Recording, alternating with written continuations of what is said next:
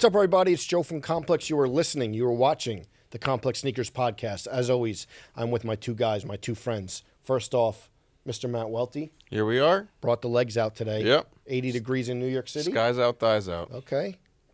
Didn't waste a second. To my left, grinning from ear to ear as usual. It's either an innocent grin or a mischievous grin. No. Okay. It's a regular grin. All right. Just a regular grin. You never know. How we doing? I feel all right. What's going on, guys? Some things are going on, but when you listen to this, it may feel like they're going on in the past. Yes, we're a little all over the place. Let's just do this PSA. Okay. We've been recording a lot of these episodes before the fact and holding them because we've had some great guests lined up. So if you hear us talk about certain stuff this week, no, we recorded this a week in advance or 10 days in advance or something, and we'll talk here about some stuff we missed on past episodes because we had, it's been a lot going on. Yep. By the way, one thing I want to mention that we missed, and this is even further back than this, is our co-host Matt Welty's birthday. Exactly. Matt Welty kept his birthday on the low. Told us after. Said it got too crazy. I get it. The birthday wishes. You know, global superstar. That's what happens. But sometimes, you like a little bit of peace and quiet on the day, and that's not a shot or... You're not the type to repost every IG story wishing you a happy birthday? No, I just it's like if it's your one day. Yeah. For your birthday, you don't need to do a whole social media campaign. No.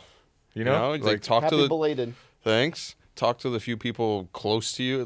It's like the people, that are going to know or whatever that are going to say it to you. Those are the people who you want to talk to. Yeah, so it doesn't Did you matter. do anything special? No. So okay. All right. Just wanted to... Yep. Yeah. Just wanted to mention. He's good with the birthdays. Even if it was a month later, he's still good. What else is going on? I just got back from Dallas. Quick trip to Texas over the weekend. This guy, when we are not recording a podcast, which we booked in advance. Yeah. As soon as he's not recording a podcast or FSR, he's right on a jet. Right on a jet. I respect it. It was a quick trip, 36 hours or something. Okay. Had some breakfast tacos. Got eaten up by the mosquitoes down there. Oof. More humid than I imagined. What footwear did you bring for the trip? The loafers. Oh, wow. You didn't bring any sneakers? Just the loafers. Really? No socks. Was it a wedding? No, it was my brother's opening at the Sweet Pass Sculpture Park in Dallas, Texas. So please do go check that out. Take a look at the work. Wow, no sneakers. That's bold. Yeah, I wanted to just do the thing where I just bring a tote bag on the plane and not a bunch of extra stuff. Did you stay in a hotel? Yeah. What about you walking around in the morning getting coffee in the loafers? Didn't drink coffee. Thank you. Oh, okay. Smoothie? I would do a smoothie in the morning. Okay. Loafers from 8 a.m. to 12 p.m.? No socks. 12 a.m. It's a rough adventure. Yeah, we had some. Wait, so you went through the airport in loafers? Yeah. TSA pre. But still, you went to the airport? Yeah. You were on a plane with loafers on? Is this absurd? No socks. Hold on. You said no socks, right? Yeah, for sure. Wait, so you kept the loafers on the whole... Yeah. That's a long flight.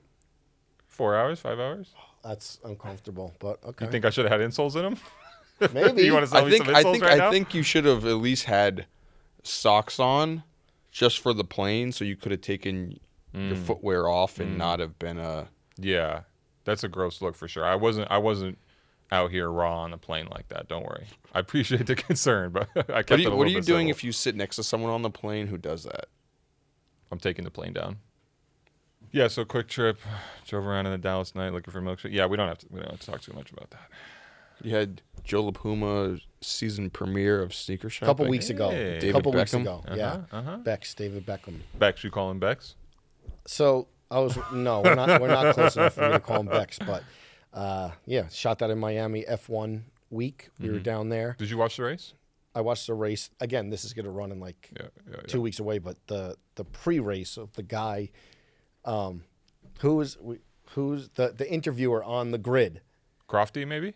It's like the guy who pulled UK. up. Martin Brundles. Okay, yeah. Wait, but do you watch F1? Yeah. I know all about that. Yeah, I know all about it. Yeah, because F1 guy. Because everyone I was texting people and they were like, oh yeah, it's known that he does that. No, I'm aware of that guy. Amazing! What an amazing few minutes of content.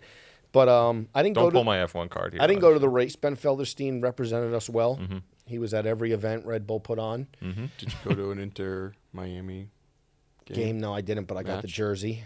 David Beckham. You get right to yourself. Game match. Welty, what have you been up to? Just relaxing. Yeah. Enjoying life. As we should, as we deserve. We're gonna go to a dinner together, Yeah. right? Yeah. Want me to bring a little candle, a little cake out with the little candle cupcake? out tomorrow? The late birthday thing? Maybe a cannoli? We do. Should we talk about that dinner now, or should we talk about it after it happens? Well, we're not. Well, We should probably talk about it after the fact. really? Yeah, because it'll give Okay. us content. Yeah. 'Cause You'll There's know, a- what, you'll know yeah. what transpired during the event. People who listen to this podcast, if we tell you there's a special dinner coming, you should know exactly what we're talking about. And there is a very special dinner coming, but we'll talk about that, like Welty said, Did you after tell the fact. Did you tell David Beckham that his wife is your favorite Spice Girl? I did. Is that true? No, he made that up. Who's your favorite Spice Girl? I'm not. I don't know. Who's your favorite Spice Girl? Ginger? Now you tell me yours. Ooh, I don't know. What do you mean? I'd have to think. I didn't have to think. That's Sporty Yeah, I know. Spice. We're different. Sporty Spice, some Air Maxes. He's not going to give it up. Welty, Yeah, who's your favorite Spice Girl? I'd say Sporty Spice. Okay. Joe? Scary Posh? Spice. Posh Spice. Posh Spice. That's Victoria Beckham. I know. That's why I said it. Okay. Should we talk about some sneaker stuff? Should we Yeah, talk we got to get to and some Nike? sneaker stuff because we Sneaker also stuff and hot dog stuff. also for the production crew. How do we feel about emergency podcasts? I feel like we're in that zone. I know. Like some big things happen and The we're out of StockX schedule. Nike thing went to a new level, and a lot of Exactly. people wanted a podcast from us, and we understand that, and we appreciate that, and maybe we should try and They get wanted into a the press zone. conference. No, I mean, like Press when conference. these things happen Press right this on away, your conscience. we may have to come in and, Yeah. because our schedule, podcasts I think should be a little agile, A little more fluid. Yeah, exactly. Okay.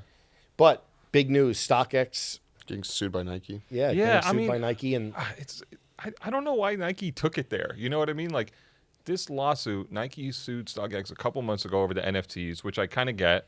But then out of nowhere, Nike adds this thing about StockX selling counterfeit shoes and StockX allowing counterfeit shoes through its authentication process. And it's just like, whoa, that escalated fast. How do we get here? I mean, I love it because one, I love the stuff, and two, it's like super spicy. And then StockX responds with the comment saying, actually, for the record, well, hundreds of Nike employees, including current senior level executives, buy and sell products using StockX. So what do you mean it's fake? It was one of those, and I'm not taking sides on this. So everyone listening, I'm not backing StockX. I'm not backing Nike. Because if anybody, we're backing eBay. But go on. Because we get all the comments, of like, this happened to my StockX shoe. You need to resolve it for me, to you, I'm sure Yes, all of us people get it. tag All me you on guys IG. are authenticators. Somebody tagged me like, I need to get on the podcast so I can tell you about what I happened to saw me on that. You StockX with sent my that. Off-White Jordan ones. I'm I like, thought he sir, was kidding. we just had Salehi Bembry and Chris Bevins, and you want to be on the podcast? Excuse me, sir, this is a Wendy's. But like the way that it was worded, it kind of made it seem like that StockX sells fake sneakers rather than like, a few happen to get through, where it made it, not that that's what Nike said, but just kind of the way that everything came out, it made it seem like StockX is a platform that sells fake shoes. Right. It was really interesting that day that the statements went out. Yeah. Because I remember I walked out of my apartment to, I don't know, maybe it was to get a coffee, midday coffee or whatever, and that's all happening. And I walk out, I take like 10 steps, and there's someone wearing sneakers with a StockX tag. And I'm just like, they probably don't, not that they would know, but like we're so ingrained in it, they probably, Yeah. I mean, I think there's so many interesting things about this, and obviously, please go read the thing I wrote about it on complex.com. But I think one of the interesting things is Nike didn't really give any detail about how it got the fake shoes. And somebody pointed out when I mentioned that on Twitter that the easiest way for them to get a pair of fakes off of StockX would be if somebody from Nike or Nike's legal team listed the shoes and then bought them and, to test if they passed authentication, because short of that, they would have had to buy, several hundred pairs, I would assume, and just look and see if they're fake. So I'm also wondering, did Nike, set up a sting in a way? Did Nike list a fake shoe and then sell it and then buy it on the others? That's super interesting. Like, also, if that's not the case, how many pairs did they buy before they found a fake pair? Yeah. And then also, how does Nike even authenticate? Yes. That's such an interesting question to me. And I'm glad you brought that up, because I'm annoyed because I said that on Twitter and a bunch of people are like, what do you mean? How do you know? It's Nike. I'm like, yes, Nike can for sure tell whether they're fake or not. There are people at Nike, but we don't know anything about Nike having an internal process to determine whether a shoe is fake or not. And that's super interesting. Yeah.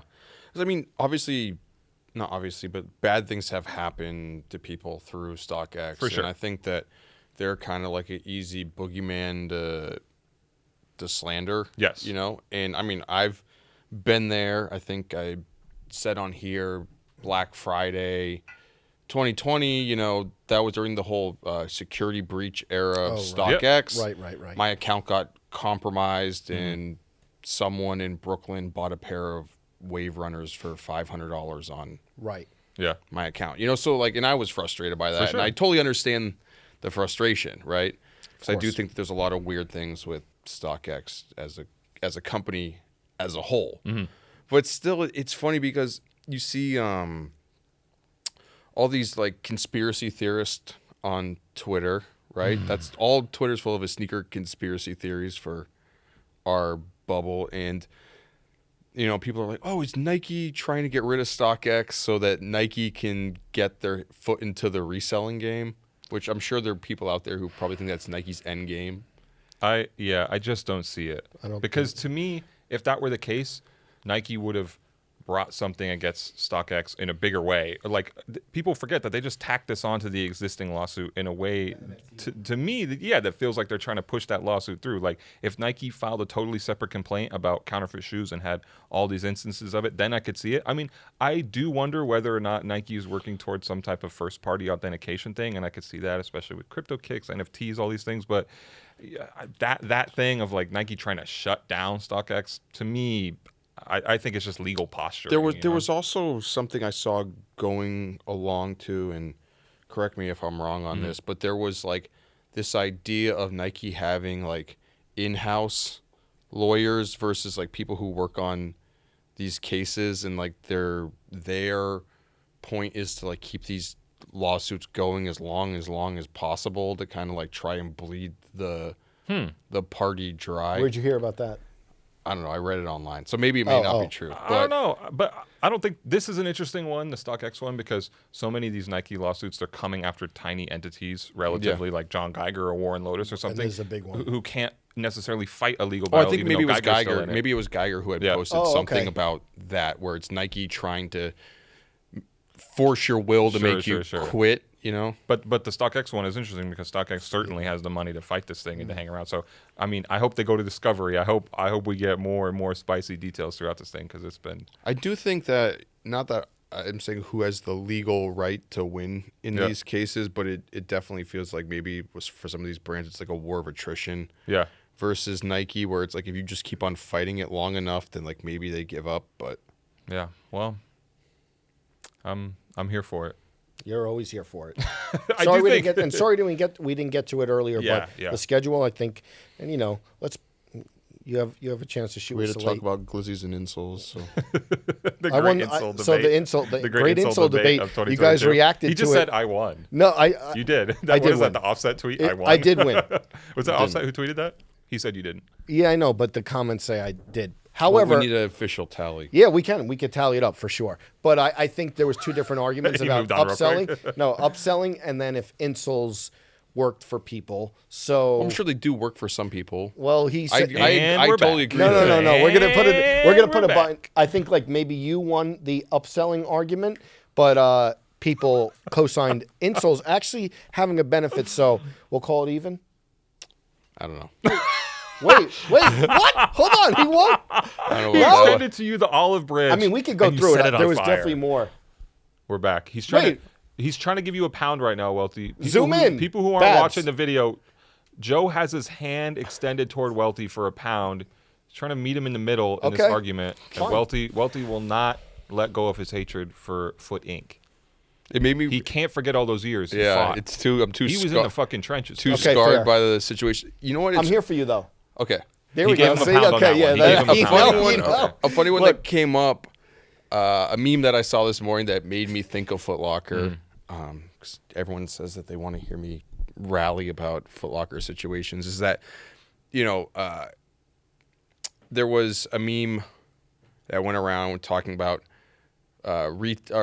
corporations who pay their employees minimum wage but make them forget about it by spending $34 on pizza every 6 months, right? We never got pizza at finish line. I'm not talking about the Sarku, pizza. Japan, amazing food court. I'm not talking about the pizza.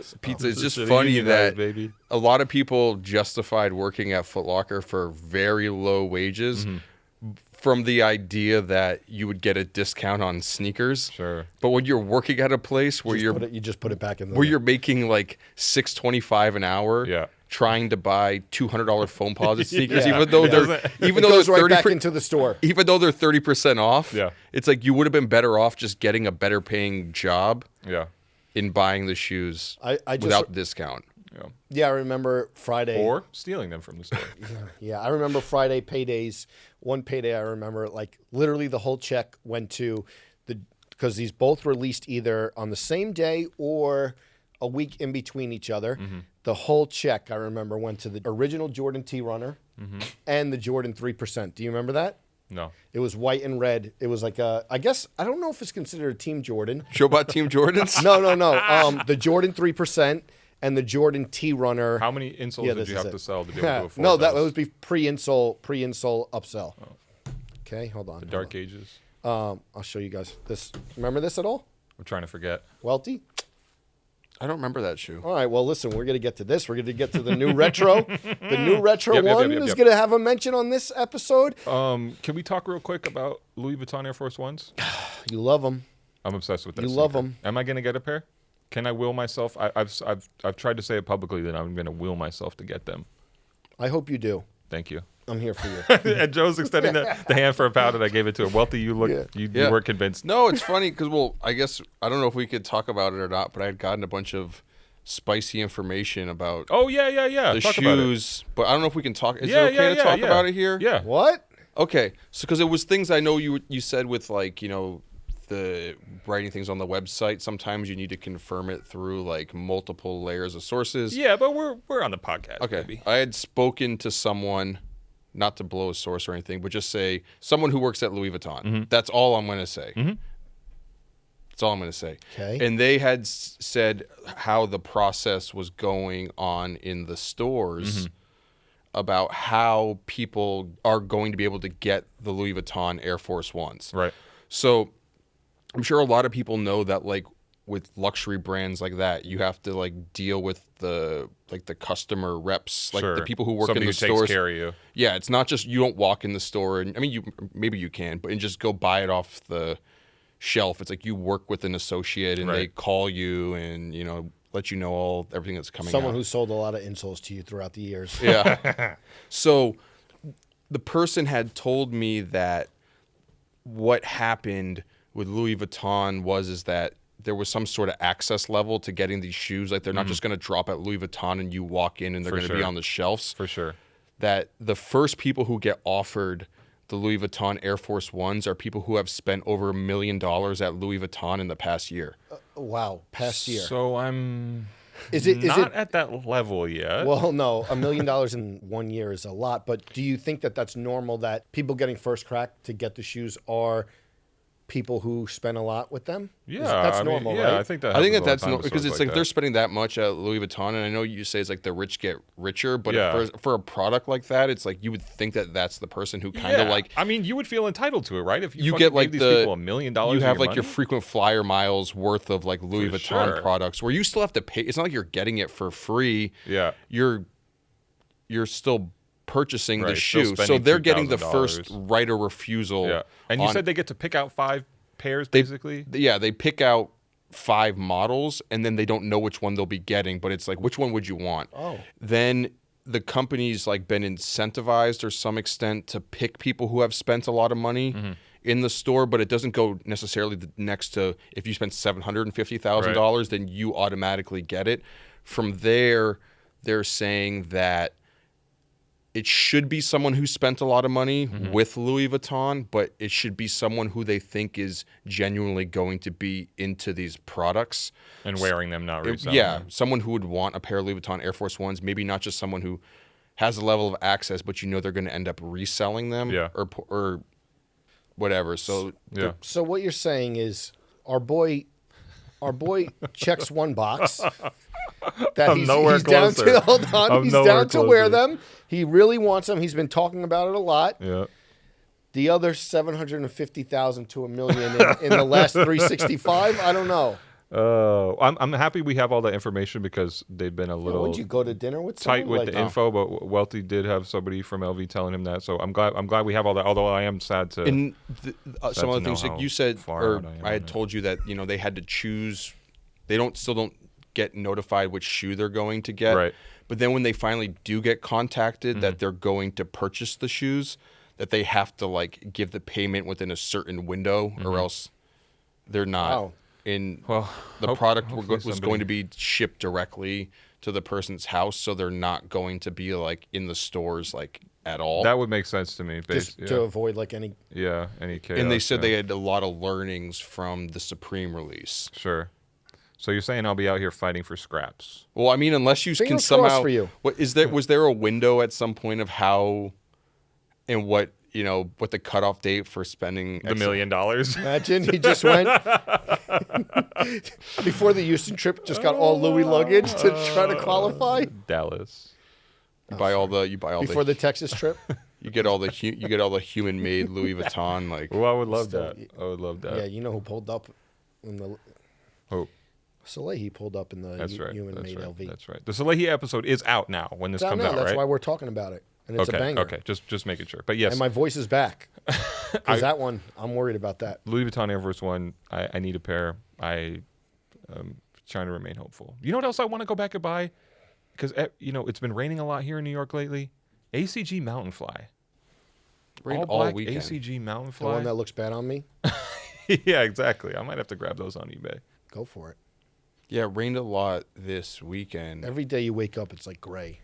I was wearing those highs and lows Asics, and like they had like the hairy suede toe, and I'm like walking through New York City, and I'm like, oh god. You have Rain and bad stain. luck with the suede sneakers in the rain. What Yeah, about some rain stain, or you don't Oh. co-sign that either? I co-sign that. Okay. Rain and stain. This is another upsell Wait, item. so wait. Would you? No, I used to offer that to people. I Okay, was like, 'cause if you you have a believe in suede it. shoe, like You know how I used to sell that? used to spray things and Spit on their sneakers. No, drop I would it on- spray it on my khakis. Oh, Literally spray Pour rain and some stain. Tropicana on there. No, a Snapple. no water, and it would just beat off. Sobe. Were you a Sobe drinker? No, Well, do you remember Sobe? yes. The lizard. no. It just reminds me of like, remember some years you'd get stuck with like the 10:25 a.m. like lunch in high school. No, I don't know what that means. Like third period was her lunch. Like there was like 3 different lunch periods, but you'd either be like a 10:30 Oh, I lunch, like see, okay. 11:30 lunch, or like a 1 o'clock lunch or something like Yeah. that. And for whatever reason, you'd get stuck like 10:45 in the morning. Did you used to Sipping leave? Sobe. Did you used to leave high school to go out to lunch? Senior that was like the big senior thing. year you could, Bagels cool. by the Bay. We used to go. but you're drinking the red Fruitopia. Oh yeah. Well, that's Dave Matthews at 8:30 cracks open a Mountain Dew. Oh my God! All right, should we give away some sneakers? Yes, we should. Should we do it? All right. Yep. Y'all should know how this works by now, but in case you don't, every week we give away a free pair of sneakers with the good people at eBay. eBay sneakers with the authenticity guarantee tag on there. You can go to ebay.complex.com to submit a question for us to answer here on the air. If we pick your question and we read out your question and we address it, we're going to send you a free pair of sneakers for the trouble. For the toe? For the toe, too. It's also good you don't read the YouTube comments because every week they're still submitting. Do not ask in the YouTube comment section. Yep, they are. They're asking why they don't show love to international. Oh, This is yeah, a good US question, only. though. US only. Okay, who are we giving the sneakers This is to? a good question, and I feel like this is like a 2012 complex sneaker List or something? list. Yeah. So, Dustin Rocha from San Francisco asked, "What's your favorite sneaker reference in music?" Wow. You're giving me flashbacks of back in that era of like having to put together those lists Yeah, and but how there were some bangers. I know, but how exhaustive it is to write a story where it's like 115 slides, where it's like Oh, no. where it's like every like rap reference in this, and then you forget one, and you get like obliterated on Yeah. the internet. Even though you're like, do you realize that I stayed up till Yeah. 4:15 in the morning last night working on this story, and from the previous workday. I think one time I put together was like every Dom Kennedy sneaker reference. Yeah. And you missed one. Dude, no, but just the amount of hours put into that. All right, so what are the sneakers we're giving away before we address the We're question? giving away the Ame Leon Dor New Balance 997. There was 2 colorways in this. I think there was a pair that had like a pink tongue. on it. This pair has a maroon tongue on it. These ones were more limited. I didn't realize. Yeah. Yeah. I never saw the box on these. It flowers. Nice. Yep. I feel like this one was right before the Ame Boom. hype hit. And before the New Balance hype hit a little bit, right? Yeah, because this was before the 990 V2 that they did. Yeah, and the yeah, V5 where yeah. like there was a lineup or the cops broke it up. Yeah. Good looking shoe. Beautiful shoe. So, favorites, sneaker references, and music. We could spend an hour on this I know. alone. And we might have to come back to this just for a full episode. Yeah. We'll see. Yeah. For mine. For me, I'd have to think, but right off the bat, one that definitely sticks out. I'm a nice dude with some nice dreams, see these Yeah. ice cubes, see these ice creams. I remember being at UConn, Coventry Lake House, where we lived off campus. I remember when the video came out, seeing that, and Pharrell Showing the shoes. shows the shoes Yeah. up to the camera. And then, of course, on the Pharrell sneaker shopping, I asked him about it, and it was the Reeboks were blurred out. He said it was like a BET What Viacom about thing. Yeah. the other Pharrell sneaker reference? You could bake. You could pay $3 and buy yourself Yeah. some Bapes's. He had a bunch, yeah. Bulletproof on the T-shirt Yes. because they hate us. Yes. Do you like Snoop Stan- Sorry. Yeah, so that would be mine. Oh, Welty, you got a Well, I bunch. gotta say it because of this, John right? Kennedy? No. Oh. R.I.P. Fife Dog. Okay, yes. I sport New Balance sneakers to avoid narrow path. Yes. I feel like that's legendary amongst New Balance collectors. That's a legendary lyric. Also, this isn't even honorary because Yeah, it's yeah. like 1A, 1B, right? Ghostface, Pure Bright. Fat Yellow Air Max, hit the racks, snatch 'em up, son. $20 off, no No tag. tags. Ah, see, there's all these ones I forgot about now because I was thinking about this beforehand. Oh, man. I know there's a bunch. And also was always a fan of the Everyone Knows remix. Yeah. Okay. Remember that song? Mm-hmm. And Lupe had the line, she had her high heels, I had my high tops. Dude, Lupe alone. Lupe. HTM trainers. Yeah. Yeah. What about No, you? I mean, that for me, Ferratus? yeah, HTM trainers. Jay-Z on the Blueprint, Lampin' in the Hamptons, the Stan Smith Adidas Adidas. for the campus. Yeah, I that's a mean, great one. Great one. MF Doom, perforated rod lavers and all quad flavors. Yeah, large savers. Back in the game like Jack LaLanne. Yeah, don't even. Go on forever. Yeah.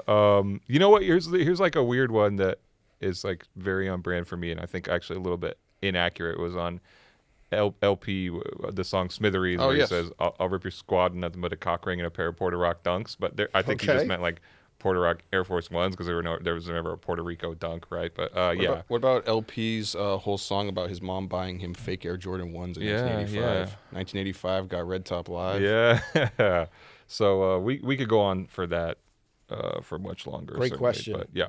And I a ain't pair of trying to New stump, Balances. Who? What? I ain't trying to stump, man, but Oh, sure. Sure. he jumped over. I mean, the whole just- song, facts, just right? Yeah. jumped over the. Yeah. So yes, Dustin Rocha, San Francisco. You're getting a pair of those Ame New Balances. Great question. Great sneaker. All right, should we bring on our guest? Big Yep. one. Let's do it. Our guest on today's podcast has been one of the most notable figures in everything street culture since before Complex's inception. He's had a prominent retail store, a clothing line that has spanned over 2.5 decades, and has continued to be a master at brand marketing in an ever-changing industry. From a product perspective, he's collaborated with every brand from Tag Heuer, New Balance, Puma, Payless, Crocs, and more, but his Pigeon collaboration on a Nike Dunk SB would change the trajectory of how both sneakerheads and outsiders would view the budding era of hype. In addition to product design, he currently is focused on NFT and crypto collaborative projects as his brand Staple gets set to celebrate its 25th anniversary. We know an hour isn't going to be enough for all his history, but we're going to do our best. Please welcome to the Complex Sneakers podcast, Jeff Staple. What up? How Thanks you for having doing? me, fellas? What's up, Great. I'm good. Hanging in there. How are you, man? I'm good. Yeah, you got an interesting piece of footwear on today. We got to talk about the do. shoes you're wearing right Yes. when you get here. Talk about These are our these. new Crocs, where they have the saying sometimes you're the pigeon and sometimes you're the statue, but with these you're always the pigeon. So Okay. just embodying the actual pigeon on your feet, I think was a pretty fun idea. Crocs is a great partner. They said in concept like we've never made a Jibbitz that big before.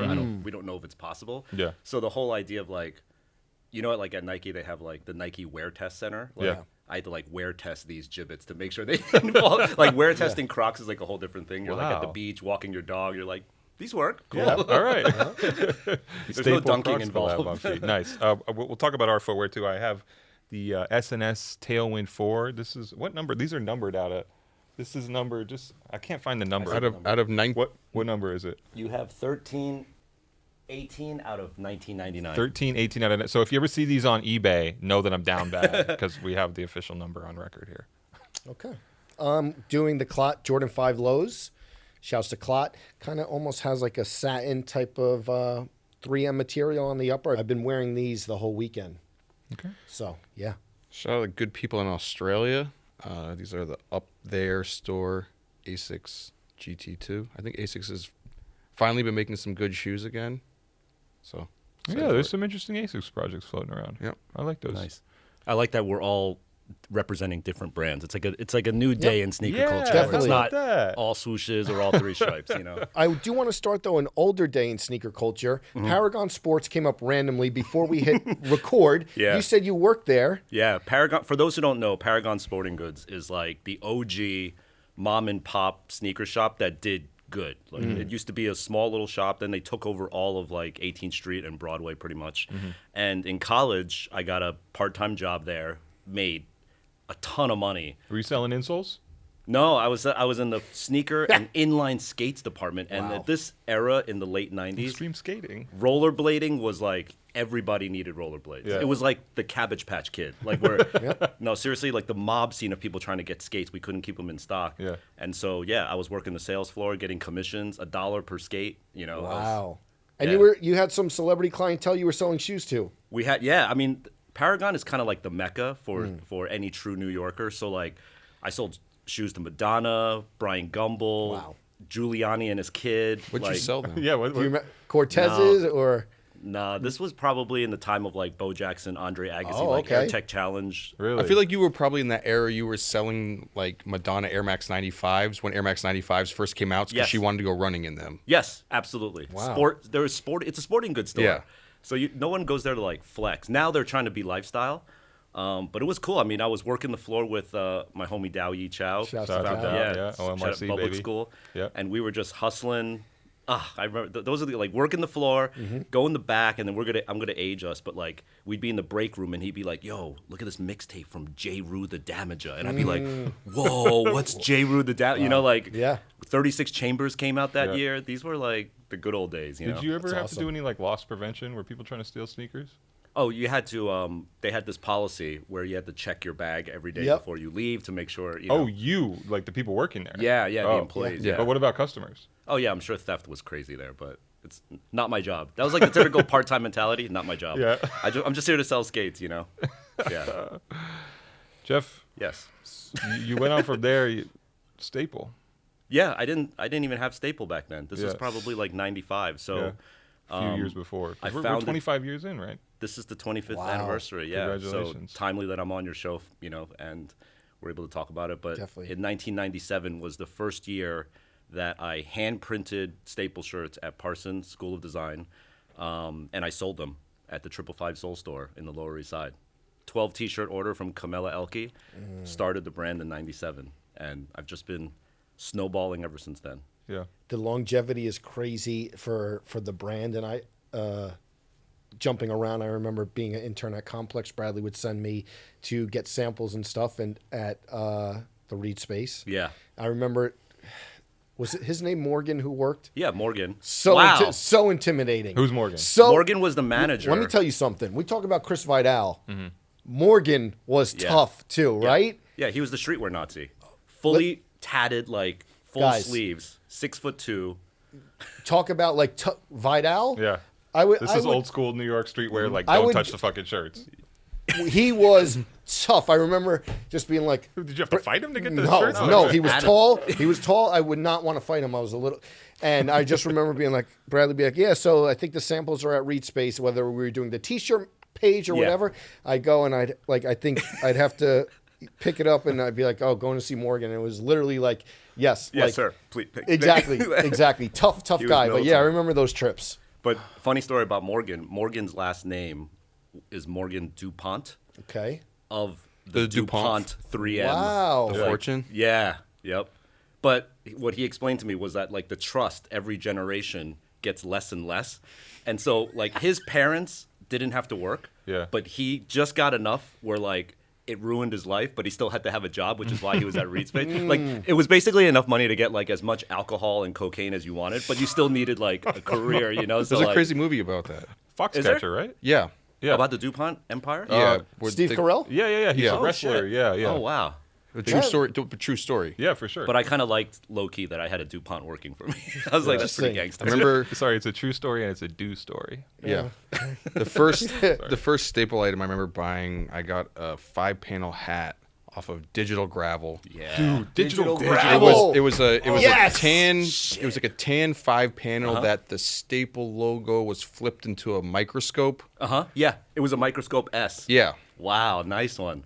Yeah. Digital Gravel, I just remember it was black and purple, right? Yeah. Yeah. The digital. I mean, do you remember the Diggers Club? Yes. The digital gravel thing where it was a subscription thing, and You got the would pay- limited edition T-shirt. Yeah, you Yep. would get a different T-shirt every month, but it Yeah. was only through that. Yeah. That's like early blockchain NFT. Yeah, Yeah. for real. Like, Yeah. it's the actual practical application of it 20 Right. years before. Yep. Wow. Those days, Jeff, are you the type to be like those were the heyday, those are like the best days, or not necessarily in terms of like where we are now 25 years later? It's funny. So I try to split my brain in half where it's like there's a part of me that really respects and pays homage to that era because I do think that era of sneaker culture, street culture, and hip hop in general was the last golden era of culture. And it really comes down to like internet and social media, right? Because prior to that, like it was pre-social media, which means in order for you to get the intel and the information, you had to get off your ass, walk, knock on a door, You had to shake step a to hand. Morgan. Yep. You had to step to Morgan, Yep. go to Supreme, get scared, get yelled at for trying on a shirt. Like you had to experience all these things, and even though Instagram and social media can replicate 99%, it can't get to that last mile where you feel all the sensory things that are happening, you know? And so that's my last sort of golden era. But the other side of my brain is like going back to NFTs is like I could be the curmudgeon that's like I could have been that way about e-com or social media. You know, there's heads from my generation that still don't have an Instagram account because they feel like that's not the way it should be. And I don't want to be that guy either. I want to continue to have an eye on like innovating and just seeing what's out there. You know, but at the same time, I got to pick my battles. Like for instance, I'm not on TikTok, right? So. You're not hitting dances? No, I'm not doing viral dances, but you have to pick your battles. I can't be on like Twitter, Instagram, TikTok, Discord, NFT. Like there's only 24 hours in a day, you know, and I'm really mindful of how much I try to put my hands on and not overdo it. Because I think if you overdo it, you end up being below average and sort of whack at everything versus like having sort of like levels of expertise in less things. Do you feel like sometimes, like you mentioned that in that space where, you know, no one wants to get left behind, but then sometimes people are willing to jump on everything because they don't want to get left behind? Yeah.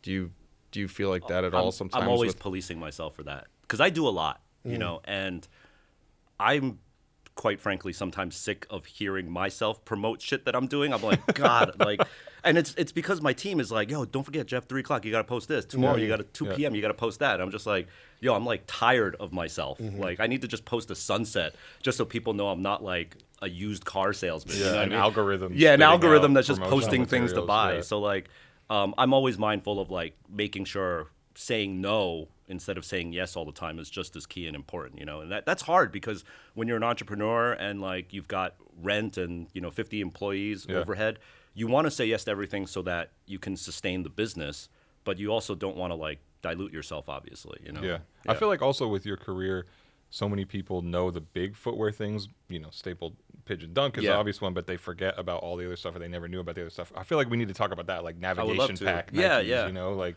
how did that happen? All of those were, Navigation Pack, Nordic Pack, Laser Riff, Laser Cortez. These were all things that were done, even like the Nike NRF Basketball League. I don't know if Yeah.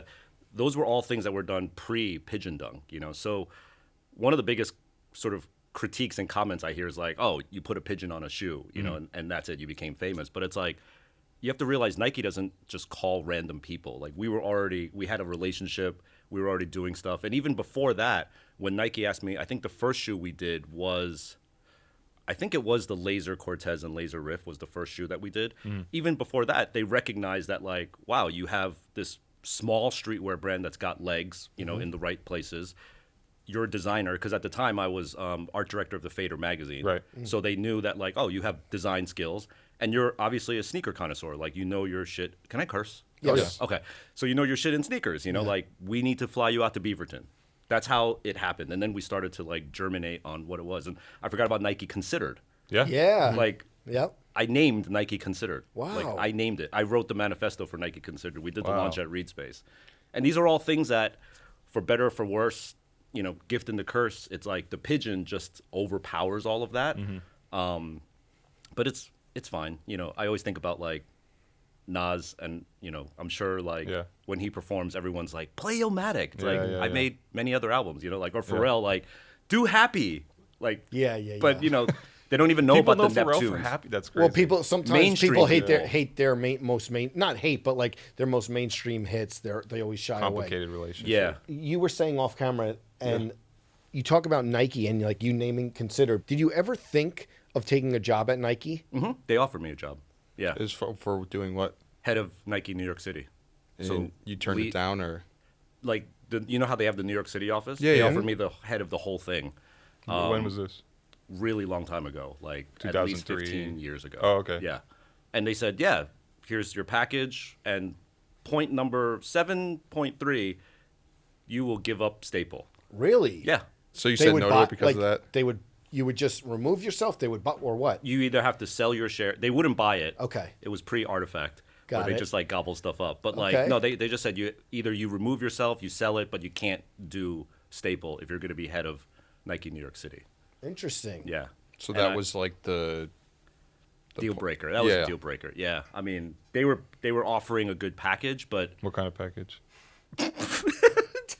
go straight for the jugular. I like that. Yeah. No, it was a good, multi 6-figure package Yeah. with like, all the bells and whistles of like stock options and everything like that. But it's a cliche to say, but are you going to bet on yourself, or are you going Right. to bet on like the easy bag, And I took the bet on myself. Yeah. And Who do you think Jeff Staple is today if you take that job? I'll tell you who I would be. I know the answer. Fraser Cook, I would right? be. No, I wouldn't be Fraser Cook because I can't party like he can. But I would probably be burnt out from Nike at this point, and I would be like creative director of Li Ning in China, making like $3 million a year. Wow. That sounds not You know- bad. you That's what not I mean? Like- bad. No, but I'd become a traveling man. Yeah, I know the zone Corporate- you're talking about. Yeah, Got just it. like Got I it. would. You wouldn't have as strong of an identity in the No. work that you were doing. No, the problem is when you're at a big corporation, you're like pushing papers and crunching. You're trying to be democratic, right? You're trying to balance the needs of like 200 people and stockholders and everything like that. So what comes out is not the best thing. It is the lowest common denominator of what makes everyone happy. Those are two very different things, and that's how things operate in a publicly traded company, And then you get burnt out, and then you will jump to Adidas, and then you jump to Under Armour, and then like it's kind of weird because like the lower you go in stature, the bigger the bag gets. Yeah, exactly. Definitely. I would- Yeah, well, they're I- just desperate for you to be there. Definitely. you Yeah, know? yeah. So they can put out the press release. I'd of, be at "Jeff Li Staple Ning has now with arrived." like the huge bag. From your own experience, have you seen that? Yeah. Like an example where you're just like, I know, but the bag is crazy. In my friends? No, like for your personal. Oh yeah, yeah. It's a fact. Yeah. I mean the brands where, their shit don't stink, they're like, we are bequeathing you with the honor of being able to collaborate with us. Right, we'll give you some promo pairs. Here's exposure Yeah. and free pairs, Thank you. Like, unfortunately, my landlord doesn't accept free pairs Right. as rent, But We'll at you on the IG story. It's like, yeah. it's no, the we're whole, good. I'm sure you heard of this marketing term, but like challenger brand, right? There's the leader, and then there's the people challenging the leader. And when you're a challenger brand, you got to like pull out bigger guns and like, put more money on the table and try to get more assets. It's natural. I don't think there's anything wrong with it. It's kind of normal. It's just that the leaders have been, if you want to work for like Apple or Nike, you're not going to be in a state of leverage. They're going to have the leverage over you because they know their shit don't stink. Do you feel like with that, where I feel like with brands like Nike and Apple, it's almost like there's like a cult around it to some degree where like you have to be 100% drinking the Kool-Aid, or if you're wearing another brand, it's like you're no longer part of our tribe Yeah. anymore. Being that you were such a heavily Nike guy, and then you went to do all these other things. Yeah. Did that change your perception at Nike, or did they look at you differently through? I was never okay. How do I answer this? I'm a Nike guy in the sense that I absolutely love and adore Nike like a religion, like we all do. But I wasn't like the guy that was like, I'm not having a blue Adidas box in my collection. Like, I remember even back in those days, I was like early on like Prada, Miu Miu, sneaker shoes, Adis. Like I'd wear Diodoras. Like I'm just like I just love all footwear. So I was never a true Nike guy, and that was also one of the big things. Was like I've seen friends who like if they're on a beach, and if they're wearing Havaianas and they take a selfie, they get a call from HR like, "Oh, saw you in Havaianas." Like Havaianas, like that's not even a competitor. I'm sorry, I don't know what Havaianas. The is. sandals. Okay. The Like the Brazilian rainbow on sandal it. that everybody wears. With the flag on it. Yeah. And like, no, you'd get a call from HR and you'd be like, we do make pool slides. You could have worn those. And like, I remember when Frank Cook wore like a pair of Vans and he posted it and everyone in the industry was like, I remember that. Frank, I definitely texted that to somebody. Frank, like, are you okay? Is everything cool? Yeah, I wore Vans. Like, I have a personality. You know what I mean? So you're right. When you work at Nike, they want you to drink the full Kool-Aid. They want the tattoo of the swoosh on your ankle. And if you don't, you become a liability. And I think the issue that the big brands are having now is that these people that work at the brands, they used to not have their own Instagram, LinkedIn profiles. Now you got people like my man Bryce, who's got like, Bryce Wong, he's got like, hundreds of thousands of followers. He's now become a media entity unto himself. And now a lot of eyeballs are watching. It's not just Bryce, it's everyone, like Jessica Washik, I'm a huge fan of her. She's like Nike Air Force One designer. So like these people that are gaining notoriety, Nike has to reckon like, man, we've got these people that have personalities of their own. They're whole human beings. And we can't expect them to be forehead to sock to toe Nike 24/7. So how do we balance their personalities with protecting the brand, And I think that's like a challenge that these big corporations have to go through, which is a challenge for me as a creator. People sometimes ask me like, how come you never got like the 5-year Virgil all-in deal, And it's because I think they know my answer and I know my answer, which is like, I like doing shit like this. Exclusivity, you couldn't. I will never sign an exclusivity long-term deal. I don't think I will. Li Ning, baby. Calling Li Ning. No, I don't think so. I don't think there's a number, honestly, that like would preclude me from wearing one brand for the rest of my life. Yeah. Yeah. And it's good too because you got to do so many other projects that mean something, with other brands, having not just been I'm the Nike guy. I mean, like the New Balance 575. Like, to me, that's such a cool one. Yeah, I've done like 5 New Balances since. And it's like it's kind of like being a connoisseur, where like if you're like known for being a wine connoisseur and you could like judge and taste all these wines, and the company's like, we want you to drink our wine for the rest of your life. Like you're removing the fact that I'm known for being a connoisseur, a wine guy. Yeah, or like a food taster. Like you can only eat at like no matter how good the food is. Like even if it was like 11 Madison Park, you can only eat at 11 Madison Park for the rest of your life. No, I still got to go to like Joe's Pizza every once in a while, 11 Madison Park is fire. Yeah, because the New Balances, because I'm a New Balance guy, but those New Balances, to me personally, it's my favorite work that you've done over the years. The gray pair and the white pair. Yep. I always thought they were great, and there's so many New Balance collabs out there where it's like, where do you rank them all? But like, I think that those were good. And that was probably, frankly, like I can speak about this now because we've now come back to Nike. In a sense, but like after the OG Pigeon Dunk, there was other shoes, but then there was like the OG New Balance gray that you mentioned, then the white, then the black, and I think people then at the time at Nike were like, "Oh, we thought he was really down with us, but he kind of cheated on us here." That's so. But crazy. in my mind, I'm like, I didn't cheat on you because there wasn't this long-term agreement. Like it's literally, where's the ring on my finger, right? Like if you had put a ring on my finger after OG Pigeon, maybe we would have had a discussion, but there was no ring. And did you want that, or? I was so young then that like I probably would have accepted a long-term deal with SB at that point, but it didn't happen. No hard feelings. But then if someone else calls me, I'm gonna go on that date. Yeah. What would the following? I know because you end up doing the black, the black, and then the panda. Yeah. Pigeons, but what would if you had that ring on your finger? Right after, what would the following staple shoes have looked like in your head? What kind of ideas were you? The dream would have been. I recently posted this on IG, but like Jordan called after that, and wanted me to work together, and I was like, "Holy Grail, this is it, Jordan staple." And then they were like, we want you to work on the new retro low. I have a bone to pick with you because I like that shoe. Jeff, I like that shoe. You like it today or you liked it back then I too? wore it in college. Weirdly, I wore it a lot in college, and I love the Wings logo of it. But also very weird, I always say this, I wore it to play intramural soccer on like turf, which was crazy. I just wanted to be like the sneaker guy, but like I wore that. It's kind of a Samba looking shoe, you know? Like It's a dunk. Yes. It's a dunk bottom, Yeah. literally. And I think that's what they were thinking. Like, Okay. good job on the dunk. We're doing a Jordan dunk. Come on. And I wrote on IG, I was like, we saw that that. was probably, you could argue, like a mistake on my part. Because To not do it. To not do it. I probably could have got my foot in the door, done that thing. It would have been a home run, and then it would have been a conversation about the 3 or the 1. You would have lined up for him. I tell you, even like just top down, it could be a good shoe. But yeah, I was like, oh man, Right, that I would have made a been would it have interesting. been would it have been like would it have been a repeat of the staple pigeon colorway on that new? No, because that came so much later. The Black Pigeon. So then, going through the lineage, it was the New Balances, bunch of other Yeah. stuff. Then they called back, and I know one of the things we want to talk about is dunk resurgence. Yeah. Yep.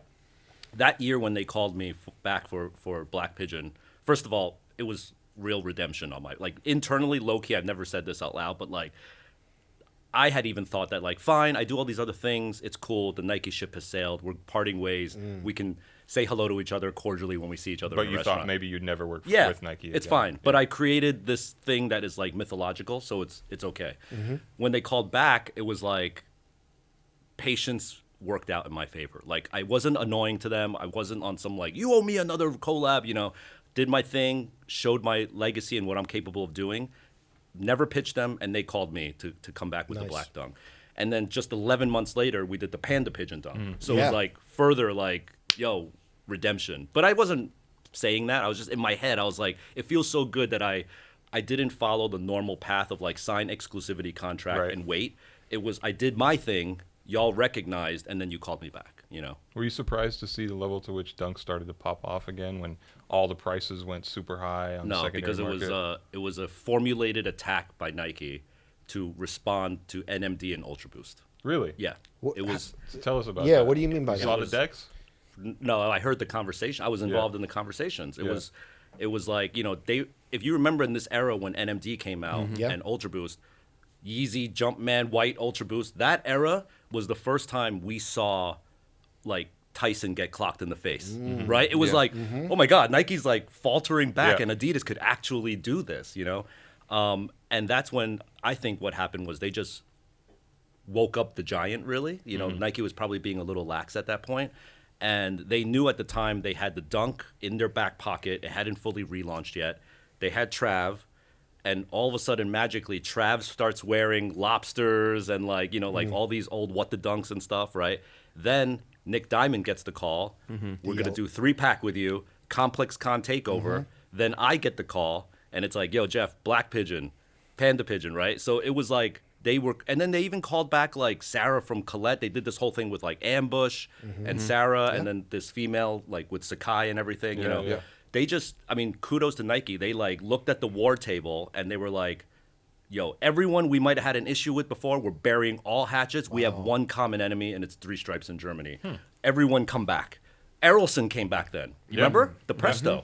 He was Yes. That was the same era, the Errolson Presto. So they just went like, pop, pop, pop, pop, pop, pop, like, and Adi just could not retaliate. They didn't have enough things to retaliate with. And that's when you saw, I just recently had this conversation with someone who left Adi. I'll choose to remain nameless for them. But they said the response to that response from Nike was pump out as many NMD colorways and my uppers God. and Ultra Boosts as And you it can. completely killed It. And the guy that I talked to was like, that's wrong. They were like, no, we need 52 Killed it. NMDs, one a week. it. We want a different NMD Rinsed in the it. windows of Footlocker every single week. And they're like, you're going to kill the golden goose that we have. Yeah. And that's what they did. Wow, we should do a mini doc on that.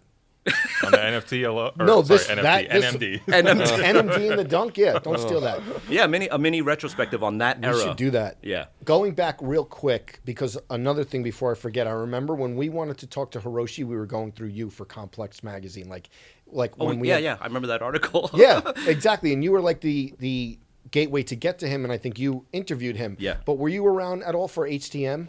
Uh-huh. What could you talk about that that's been popping up a little bit on the podcast. What can you talk about like that era and that collective? Super dope, but like very low key. I mean, HTM is no joke. Like Hiroshi, Tinker, and Mark just on calls together. So it's not this big, sexy like to do. I remember being like, you remember the sock dart? Yeah. So I saw the sock dart 10 years before it came out, sitting on Hiroshi's desk. And every year when I go to Tokyo, I'd be like, "What are you going to do with this thing?" The original sock dart that didn't even have structure. Wow. It was an outsole. They didn't have the buckle yet, and the thing just like fell down. Like the sock just fell into the outsole. And I was like, "Hiroshi, what are you going to do with this thing?" He's like, "I don't know. Me and Tinker are still tinkering with it, And then it took 10 years for that to come out. So there's no like prerogative to be like, we have to make fall 12 deliveries or anything like that. It's really like a skunk work project. And that's kudos to Mark Parker for allowing them to sort of have that protection bubble to release whatever it is they wanted to release, Yeah. Are you sad it'll never happen again, or do you feel like it'll never happen again? It'll never happen again, but it may happen with other people. Yeah. Not Tinker, Mark, and not John Hiroshi. Donahoe. Who? John Donahoe. No. I don't want to. I doubt it. Sorry, I doubt it. In my opinion, not Jeff Davis. I remember I actually got to interview Tinker about, I think it was like the 10-year anniversary or something of HTM and we were talking about the sock dart, and this is when the sock dart had like re-released with all like, there was the fragment pairs and there was like the Independence Day pack or whatever, and he said he was so angry at Nike at the time for not believing in the sock dart. At first, like the brand was just like, no, we can't do this. The consumers won't buy it. That shoe moved, right? No, they sold a ton of those. Yeah. But they didn't believe in it long term. Or at first, just when he had like originally pitched the idea, in the early 2000s, they're like, no. Yeah, and that goes back to that thing I was talking about with like design by committee or like lowest common denominator design. So like even someone with the stature internally of a Tinker does not have the weight to move it past. All the BS that happens, Even Considered. I mean, Considered was like a 2-year project that died.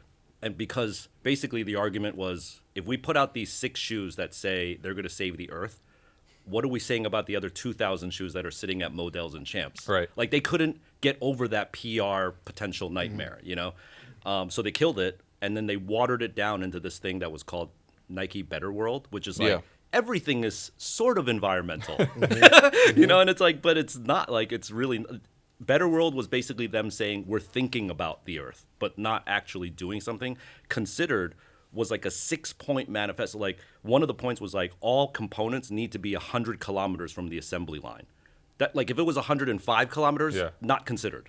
Wow. If it's closed loop, if closed loop was one of the characteristics, if it's not closed loop, not considered. And I get it from Nike's standpoint. They're like, how do we build a business around these strict guidelines, Right. But that was the point that, like, I don't know if you follow McSteve. Yeah, of course, yeah. If you follow McSteve on Steve IG, McDonald, he goes Nike in designer. on Nike Considered because he goes in on Nike everything. He was just like, Nike chose greed over earth in that case, He's got some interesting takes. Yeah. Hot take. You should get him on the show. Yeah, I would love to. I would love to. Jeff, can we talk about the Warren Lotas episode? Yeah, sure. Were you worried when they sued Warren Lotas over the SB I was worried. Dunk? For sure, I was worried, yeah. So Nike said it was a counterfeit shoe, it was a knockoff. And, yeah. You collaborated with Warren Lotas on this dunk that seemed to be maybe the straw that broke the camel's back in terms of Nike actually instigating the legal action. Did you ever think you would be named as a defendant in that suit? I wasn't named as a defendant. I was actually named as a proponent. So for sure, but were you ever worried that you might be? Yeah, for sure. For like 48 hours, I was shitting my pants. Yeah. Because that was a project. Warren Lotas was a project that was essentially, in my mind, it was like fan art that someone wanted to sell. Yeah. And if you actually looked at tagged photos of Staple Pigeon, you'll see tons of people customizing dunks. Even when they did the Purple Pigeon and they made those Purple Pigeon patches. Remember that? So many people online think that the Purple Pigeon is mine. Because the resale prices were like astronomical. I remember putting a tweet out there being like, "Hey, I don't know who needs to hear this, but the Purple Pigeon is not. It's general release. Is not the Pigeon Dunk." No. And there were so many comments being like, "I had no idea. I always thought that this was just another colorway of the shoe." Yeah, I love that though. I love that the halo of what I've built like incepts other things, you know, like I didn't call it the purple pigeon, the streets did, you know? Yeah. And I mean, personally, that's the vanity in me loves that. But like, yeah, those like people making pigeon patches, people turning Air Jordan 1s and painting them into pigeons. Like this is like a cottage industry thing. So when Warren approached me, I was like, oh, you're doing the same thing, fan art, but you have this significantly larger following. This is a good look. You know, it's almost like if the shoe surgeon wanted to call me and be like, I want to paint a pair of Air Jordan, like Travis Scott pigeons. I'd be like, yeah, do it. So he asked me for a blessing, and I said, yes, absolutely. So when the lawsuit came, I was like, oh, shit, this blew up in my face. Did you foresee that at all? Like, were you? No. Yeah. No, not at all. I thought this was like shoe surgeon again kind of thing. Same you know? level, yeah.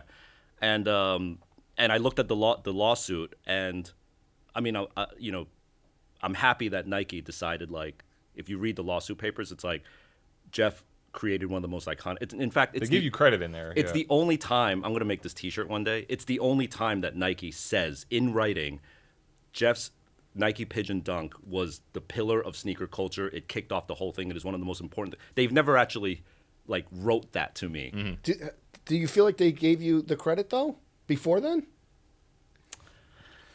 What's credit? I mean, What's just credit? like, You know, just like credit our, is like our parents at home reading the Post, like that type of, you know, the. no, but credit from a corporation like that is we're doing the what the dunk. Can we put the pigeon on? We're doing black it. pigeon. That's Got it. credit, you Got know. it. So appreciate that. I don't expect Mark Parker to go on camera and be like, Jeff, from the bottom of my heart, thank you. You know, like I don't expect that. Do you but consider the what the dunk as a pigeon shoe? yeah, Okay. They had to ask me I had to sign off on permission. So I think Nick Diamond had told us that he considered, you know, that like one of his shoes as well or whatever. But yeah, it's a collaborative shoe, you know. And Nike did the right thing and called everybody that was an external partner and said, "Are you cool with us doing this?" They pitched it to us and everything. Wow. Yeah. Yeah. So I assume somebody could have been like, "No, I don't want to be on the what the dunk," you know, Yeah. which would have been a big mistake. But yeah, so yeah, the Warren Lotas thing was scary. I'm glad Nike decided to pull me on their side of the fence. Did they ever reach out to you, Nike? No, No. they were just mentioned. Yeah. Yeah. Yep. do you and Warren still talk? Yeah.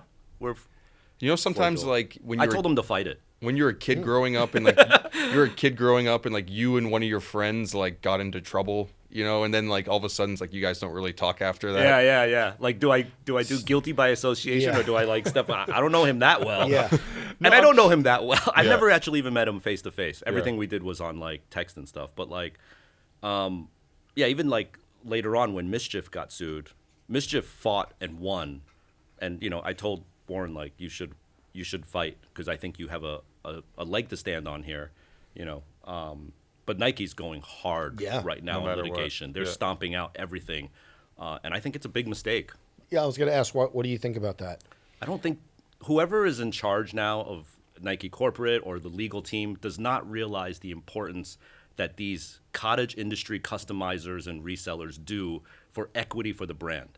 If you don't have that culture of like kids wanting to paint Nike shoes in their bedroom, you're a commodity sports brand. Like that's what Etonic is. Like you're just a sneaker that no one cares about. So like if you start stomping out these kids that are doing these things, sooner or later everyone's going to be like, you know what, I'm not even going to fuck with Nike. I'm going to paint on Superstars instead. But I still think there's a difference between painting on them and like making replica versions, you know, like some of these brands are doing. Yeah. But the lines are very blurred right now. You know, you make a different shoe. Like, who's to say? Like, who's saying that a shoe is different enough? Who's saying Right. that? Who's saying that Mosh is okay, Nigo's okay, JBF is not okay? You know, John Geiger not okay. Like, if you showed your mom, right, like a layman, Bapes, Moshes, you know, John Geiger, Yeah. like they'd be like, they're all the fucking same. I don't understand. They're shoes, you know what I mean? So there's some lawyer that's like, nope, that's good enough. That's not good enough. That's crazy to me, you know? Do you worry that after the Warren Lotas thing, you won't have any projects with Nike in the future? Like, do you think that hurt your reputation within the company? Probably. Yeah, it probably pissed off a couple people, you know. But that's what New Balance did back then. Yeah. And You've been there before. I've been there before, and I'll be here 25 years from now. And, you know, I'll say this honestly, if they see me as someone who is relevant in the culture and can, like, speak on behalf of a demographic, then they should maybe fuck with me. But if they don't think I'm valid and they think I'm invalid, they don't have to fuck with me. But I'm going to be here. My team's going to be here. We're going to be cranking on really cool shit. And, that's it. Yeah. With the Dunk reemergence, how does it feel having the one? Do you think about that? No, I don't think so. I'm of an older generation where I know that, like, nothing is credited to, like, the one thing. Like, the Pigeon Dunk came about in an era of, like, Supreme Cement Dunks and, like, Futura Dunkles and everything. So it was a collected effort. No. We got to go back to the lasso. They gave you the credit. You're the pillar. Take it, man. Take it. I'm gonna make that shirt for sure. I already have it scanned. I'm gonna make it. Yeah. Who's the most random like celeb that asked you for a pair of pigeons? PJ Tucker recently DM'd me and said, "Can you help me get a pair of pigeons?" Damn. And then he got them on his own somehow. Because you, of course, have no access. You don't. I could make calls to yeah. like people that I know that have like 10 pairs. Like, Really? Wow. Yeah. Somebody's sitting on 10 pairs of pigeon dunks more. right now? Yeah. Especially in Southeast Asia, these kids in Indonesia and Jakarta are like redonkulous. Do you remember it had come up via our good friend Abdul recently? There was that kid on Nike Talk back in the day who had multiple pairs of the Pigeon Dunks, and like he wrote "fuck the game" on the side of the shoes and took the ketchup and the mustard and squirted it all over it and took a chicken nugget and ate it off the shoe. Yeah, I remember that vividly. Wow. Yeah. What was your reaction when you first saw that? Because that was like 2006 when it happened. I don't take this too seriously, to be honest. Like, I love that shit, Even when we did the PR for the Black Pigeon, it was like a skated-in shoe. Like, I wanted a guy to, like, destroy them on a skateboard, So I love when I see kids rocking pigeons and doing stuff with them. Like, it's still, like, I understand, like, the cost of goods to make a shoe and then the wholesale and the retail. So, like, to me, when I look at a sneaker, it doesn't matter how hyped it is. I'm looking at it and I'm like, that was $22 to make. That's a $22 shoe. You don't have the reaction of skater destroys $10,000. No, but at the same time, I understand why someone would pay $1,000 for that shoe. It's all this inherent worth. But I also know at the end of the day, it's just rubber and suede and nubuck glued together. Yeah. 90,000 at Sotheby's a pair sold for, 90,000 right? at Sotheby's. And that guy, I met that guy. Really? Yeah. Did you ask him why? Not that you're sure. I mean, no. like, the Sotheby's stuff is interesting to me specifically because it feels so inflated in a way where, not to say that a Pigeon Dunk isn't, at the top tier of what SB Dunks are worth, but a lot of other shoes, we talked about it on here, a Scars Air Force One, where you're like, is anybody in the real world paying $100,000 for a Scars Air Force One? You know what I mean? I just think that echelon of sneaker resale is super interesting and almost separate from what we do, Yeah. I think the concept behind those is like, there's a sucker born every minute. Yeah. And it's like, if someone's going to drop, 100 racks on a Scars, like, go for it. Yeah. Talking of inflated prices, I think you had put out there when the artifact version of the staple shoe came out that the NFT was worth more than the Real thing. And then that's like, just like, I think people know, full disclosure, I'm not like a huge NFT guy and like don't want I don't want to like argue that, but like when I saw that was like one of those moments where I'm kind of like, all right, let's be honest, it's like, I know that there's a market for NFTs and people want to spend $1 million on a monkey smoking a cigar, but when you say that that this new image that's created is worth more than like the actual cultural artifact,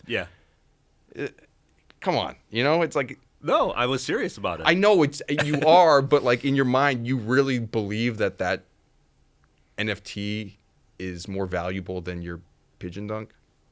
No, that's not what I'm saying, for sure. I was simply stating that this people now think this is worth as much. You're asking me what I personally think. I think I'm an old head, so I feel like physical things are like really important. I feel like it's more important to have the Jay-Z's Blueprint album on vinyl than to just have it in your Spotify playlist. Like, I want that shit, But that's just me. But I'm just making observations on what's happening in the culture. But you don't get owning digital assets. No, for I tons of totally, money. I'm fully like aware of this. I'm not like an ignorant person to it. I just like think that there's a lot of people out there who are telling you that you need to be part of the community and this is all about artists owning their rights and all that sort of stuff, when really the majority of those people are just like playing the stock market, and like buying a $200 NFT and telling you to buy into the community, but really because they want to sell it for $5,000 like down the line, right? Like that's the world that I see from the people who I know who are like deeply. Yeah. There's a lot of speculation and stuff. But to me, it's a mirror image of sneaker culture. You know, there's people that buy shoes to wear them. There's people that wait in line for themselves. And then there's people that treat it 100% as an investment asset. Yeah. Like, they don't care about the culture at all, you know? So the same thing's happening in the NFT world. There's G's that are like really about the art, and then there's people that only care about it. They're like checking rates every minute and stuff, you know? So there's something for everybody, I think. Like I'm totally okay with NFTs being that world if people were just more upfront about I'm copying the flip, About you know? it being an investment thing. But there are Yeah. people that are truly artistic about it. Yeah. So it's both. But I think they're like a minority within the space. Yeah. Maybe. The whole space is very small. Like, Yeah. it's like 1% of the global population has like a non-custodial wallet. So it's really, really tiny. It's just inflated because of PR. But, you know, I flip it back to you and like sneaker culture, is it all about resell, or are there still some people that like wear your kicks, you know, like I think what's the percentage, you know? I think at the end of the day, though, because sneakers being a physical item, that no matter what, there's still going to be more people who wear these things because you have to wear Yes. a shoe every day. You Yeah, know, yeah. I mean, there are a lot of people who do resell, and I never discount that. You know, I have a lot of close friends who have warehouses full of, you know, Yeezys in New Jersey. So it's like, I totally understand that, but I think that there's always going to be someone wearing Air Force Ones, or there's always going to be someone wearing a Air Jordan 5, you know? Yeah, I agree with that, because you have to make a choice on footwear every day, in essence, you know. So that's why I also think sneaker culture is way more like solid right now because of the reality of it. But I think COVID had so much to do with the explosiveness of NFT. Yeah. like, For sure. Because you say everybody has to wear a shoe every day. In COVID, you didn't have to. You didn't. And in fact, Posting that you had an image of it, it's like it's the same, Yeah. you know. And now you got 1,000 shoes behind you. How do you flex in COVID? You're not even allowed to go outside. So those 2 years of like not being able to like show what you really have paved the way for these fake digital assets. Like, it's now look at my wallet and look at my little icons of stuff that I have. It was like a new way to flex. Artifact thing, I feel like that happened so fast too. I mean, Dude, that was 11 months ago that the Artifact Meta Pigeon came out. And in those 11 months, they came out with Murakami, and they got acquired by Nike in 11 months. well, you must have been cheering that on, right? Of course, Yeah, yeah, yeah. definitely. Yep. How much do you talk to those guys now? Like, are you still All the time, yeah. Yep. We just had the launch last week with Murakami and everything. Yeah. It's the new future, man. It's, you love it. You love I it. really love it. I really love it. Yeah. It's I know you're like, none of you are into it, huh? No. Some people have offered me NFTs. I but feel the same energy. There's one of Me Joe as a hot dog. as a hot dog. Yeah, Yeah. that you made, or someone else? someone made it. Okay, all right. That's the one I'm betting on, if any. But I really feel the positive energy, you know. And I really checked myself too. I was like, am I drinking like Right. the Gary V Kool-Aid right Right. now? Like, is he like infecting my head, or am I really into this? And no, seriously, like, I really checked myself, and I asked myself, am I really into this, or am I drinking the Kool-Aid? And I really feel like that Complex Con first one ever, like, you guys were there, like that. No, we had to sit back at the office and eat the free pizza that they gave us. As a, Joe, But that, Joe La you know, Puma was that there. energy was like Yeah. unmatched. I It don't was know the like, energy. whoa, this is a new chapter in the whole culture, you know? And what I experienced at Artifact last week with Murakami was like that, kind of more, like times 10. Yeah. Yeah. What are you into right now in terms of sneakers? What's getting you excited right now in physical footwear in the real world? I love, as I mentioned earlier, I love the variety of brands. Mm-hmm. So like I have different, so I have my archive, which has like, I'm at like maybe 5,000 pairs right now. Wow. And then I have my home archive, which is like 200. And then I have the 5 pairs of shoes that sit by my front door, right? I think that's how Yeah. a lot of Yeah, I sneakerheads like sort that. of You organize had it. gotten rid of your whole sneaker collection at one point too, when you thought you were going to move to Tokyo but Yes. didn't, and you sold all the shoes off. I gave them all to the Salvation Army. And now you're already back up to 5,000? Yeah. How? That was a long time ago. That was like Yeah. 20 years ago. Okay. Yeah. What? Okay, so real quick, what are the 5 by the door? Yeah, right now I've got And then like what are the 200? I've got the Crocs, I've got Solomons, I've got Hokas, I've got Allbirds, I have Tom Sachs Mars Yard as my one Nike, and I've got the Ultra Boost S1, the Pharrell Riot ones. Have you seen those? Yeah. Oh, yep. Yeah. So I have a nice variety. And like, people ask me, why do you always wear the Mars Yard? the thing with me about Nike is like, it's so hyped right now. Whenever I go get a bagel at a bodega, like there's 8 people wearing the hypest fucking shit. Like everyone's got like the #1 shoe of the week on. Yep. But to me, the Mars Yard is like, no one fucks with the Mars Yard. Like everyone looks at that and it's like, oh, you're fine. You're wearing the Mars Yard and they're destroyed. They look like crap, you know. So if I'm gonna wear one Nike, it's gonna be one that like snaps as many necks as possible. I love that. Jeff, funny story, I guess, before we go. I think it was 2013. We had asked you to give us your top 10 sneakers of the year list. Yeah. He also did his top 50 Yeah. once. Yeah. But I remember. He gives us a top 10 sneakers of the year list. Okay, I don't remember what I said, so. But as a bonus, you just decided to give us your top 20 worst sneakers of the year as well. Oh wow! Really? Let's look this up. Is it still up? I think so. It's still up. Lon Von Fall Winter 13, Reebok ATV 19 plus. Black Comme des Garçons Nike Blazer Low Premium. Oh, Ray man. Kawakubo phones it in. I must have been in a mood that day. That's really. We didn't even Nike ask Little for it. Wayne You here's, a just good Supra. one. Here's a good one. Nike Little- Free Fly Knit, ankle tourniquet, no blood circulation, ridiculous toe spring. If you really sprint and or run, these are useless. Maybe they're good for long walks on the beach. Well, it's I've never interest- seen this before. It's interesting. Little Wayne Supra, Wayne Supra, the quote is Yeezy taught me, but he said on sneaker shopping that they were like, yo, try to make the Yeezy. Wow. Okay. Oh, So I Jeff was not wrong. called You were it out. right. Yeah. Nike Free and Naval Woven, you didn't like that shoe? Oh, you No. said a beautiful shoe it is, but a shoe that cuts your ankles is Yes. never good. Never. You can't put that shoe on, really. Yeah.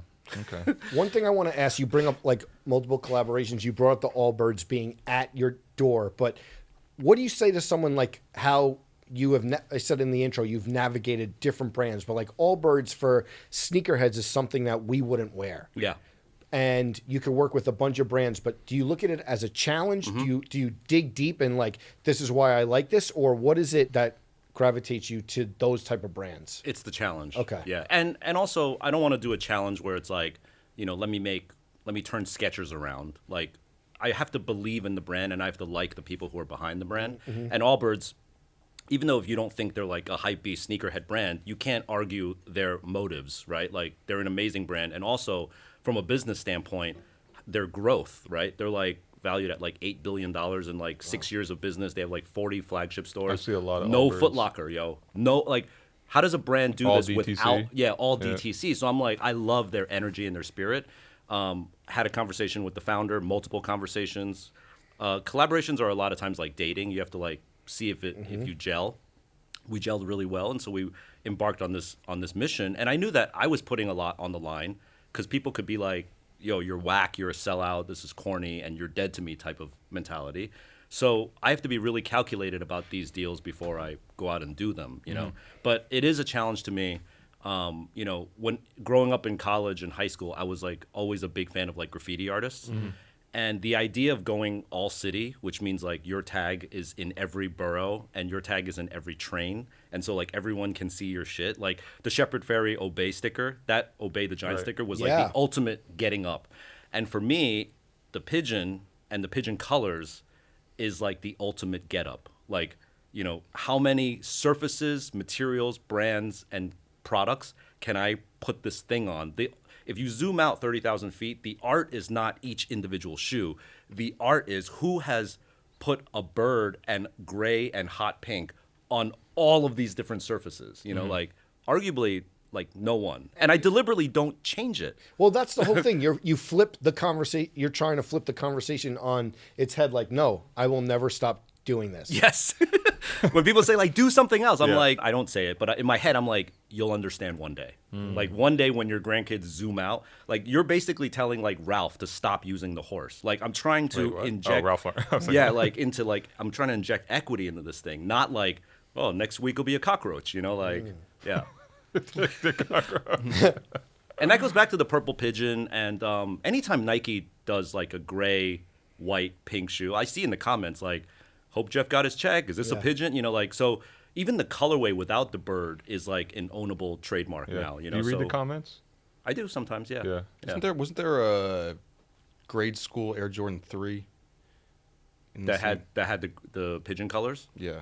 Probably. They do it a lot. There was that, and then the one you actually ended up getting, I think no one ever talks about this, me and Brendan had mentioned it before, and you ended getting a random Jordan collaboration when you did a smoking jacket. Yes. Yeah. The For varsity the Air smoking Jordan jacket. 11. Yep. Yeah. The stepping out varsity jacket. Was that Random like shit. Was that like a good consolation prize for not doing the new retro low, or?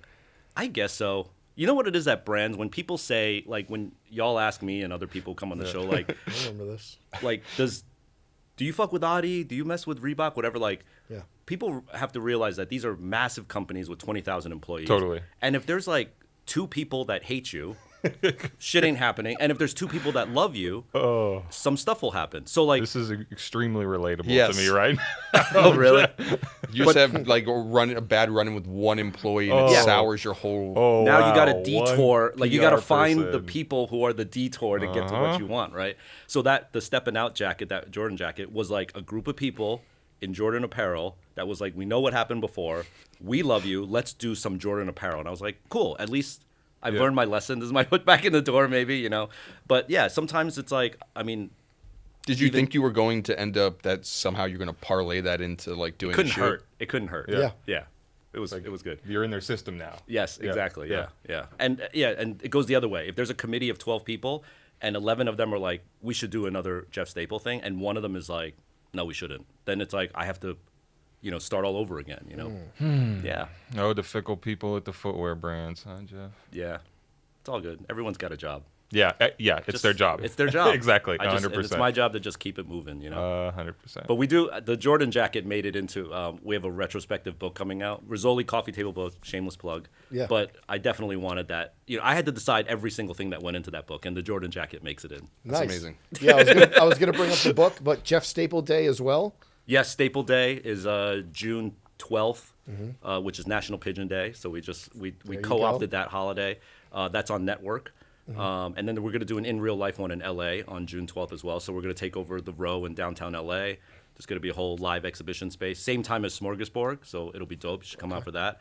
And then at the end of this year, like my creme de la creme, 300-page Rizzoli book archiving everything in the last quarter century that I've done. Wow. Yeah. It's going to be We good. need to see a sample of the Jordan retro new low in there. No, that didn't make it. But I wanted to create a book that was like not a catalog of my work, but a view of New York City street culture in the late 90s and early 2000s through the lens of my brand. So it's actually like, I want this to be like required reading in art schools, because how else can you, like Camella's in the book, like Soho unions in the book, like all this old artifact stuff is in this book. So it's going to be like a good educational piece, I think. Looking forward to it. Yeah.